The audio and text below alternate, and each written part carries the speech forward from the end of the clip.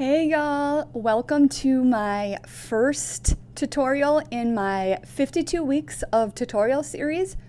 I am super excited about this series. I have a ton of tutorials that I am excited to make, tutorials that a lot of my testers have asked for. I'm finally getting all of them recorded and I'm super pumped. I hope you guys are too. If you have any suggestions on tutorials that you'd like to see in this 52 weeks of tutorials series, I'd love to hear about them. Send me a DM or email, and I'd love to hear what you think.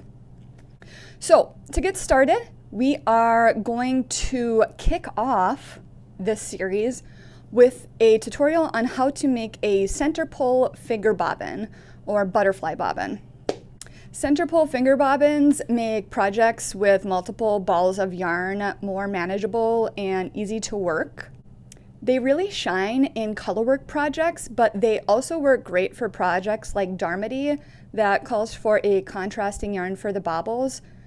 Instead of having an entire cake of yarn that you're trying to work along with the main color, you can just make a center pole finger bobbin for those contrasting bobbles to make it a little bit easier to work projects like Darmody.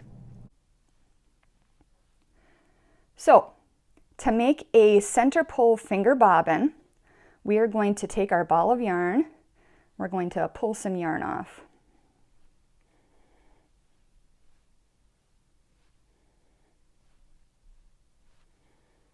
Just enough that I'm not really working against too much tension as I'm trying to get this finger bobbin started. So I'm going to go back to the tail of my yarn. I'm going to drape it over my index finger and down the front of my hand like so. Then I'm going to grab my working yarn and I'm going to take the working yarn, bring it underneath my index finger to the front. Then I'm going to bring it underneath my middle finger to the back. Then underneath my index finger to the front and over. Now I'm going to bring it around the back of my index finger and underneath to the front again. And you're going to repeat this process until you're happy with the size of your finger bobbin. I'll meet you on the other side.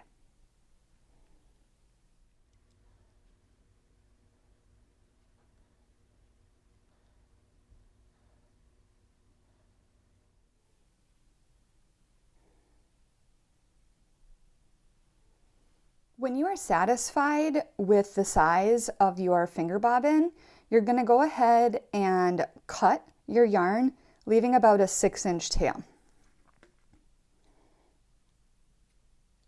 You may have to play around with the size of your finger bobbin to find the best fit for your specific project. Having too much yarn in your finger bobbin may mean wasted yarn if your project calls for less. And too little of a finger bobbin may mean that you're having to make them much too frequently. To finish off your center pole finger bobbin, you are going to take the tail of your working yarn that you just snipped, and you are going to wrap it around the middle of your bobbin by threading it between your index and middle finger. I'll show you what I mean. So I'm going to push this. This was my original tail of my yarn, the beginning of my yarn. I just want it close to the center so that I make sure that I grab that too when I'm securing this. And I'm going to go ahead and wrap the end of my yarn over and through those two fingers there and pull it tight. And I'm going to do that a few times.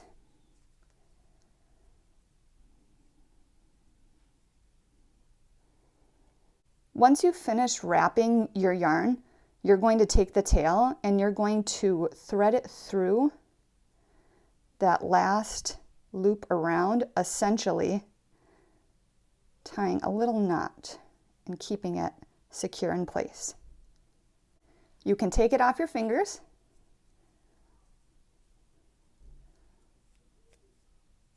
and voila, you have a center pole finger bobbin.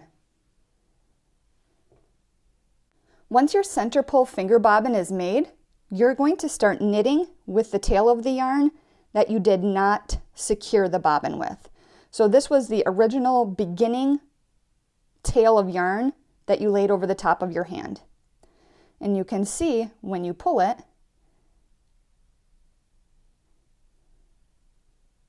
pops out nice and clean.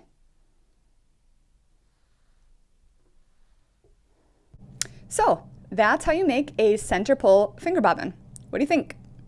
I'd love to hear about the projects that you plan on making using this technique in the comments below. I personally am using this technique for my tiger sweater by Work Play Knit. It's a test knit that I've been working on for far too long, but I love it so much. The finished sweater is going to be amazing, but it's Intarsha colorwork and there's a lot of colors, 5. So I've been using these center pull finger bobbins and they've been a lifesaver. If you found this tutorial helpful, you can subscribe to my email list to receive all 52 weeks of tutorials in the series right in your inbox. The link to subscribe is in my bio. And don't forget, follow the Marvelous Mrs. Maker, share your favorite tutorials with your knitting besties, and save this tutorial for future reference. Thank you so much for learning with me. I can't wait to see you next week.